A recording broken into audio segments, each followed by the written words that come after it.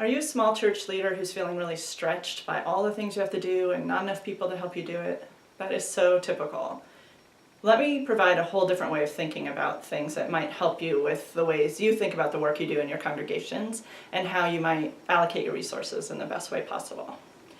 So, one of the things I think is an important marker of congregational health in small congregations is just how the leadership feels, sort of a gut reaction. So you want to think about ways in which the ideas of things to do bring you a feeling of just, nobody wants to do the auction again this year. Nobody even wants to go to the auction, never mind lead the auction.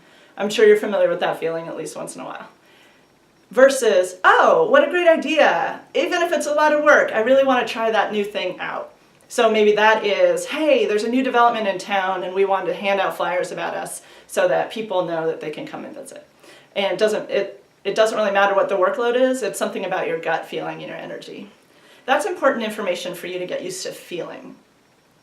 One of the things we're talking to small churches about now that's a little bit different than what you might have heard in the past is that you don't have to be all things to all people. It used to be that in 1950, in the 60s, and the 20th century in general, we had a notion of what church had to look like.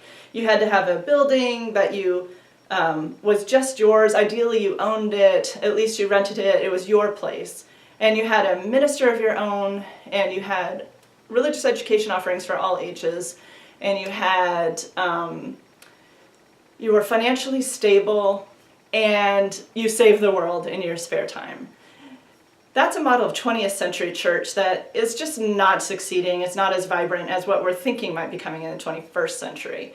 Nowadays we think about it differently, and in part it's tied to our theology of interconnection. Think of it this way. You may have thought you had to be the whole enchilada as a church before. So you're always busy trying to get the sour cream all together when really all you were really good at was the beans or the guacamole. And finding the cheese was always a struggle. If we think about it if we think of ourselves as interconnected, then maybe it's Unitarian Universalism, that's the whole enchilada.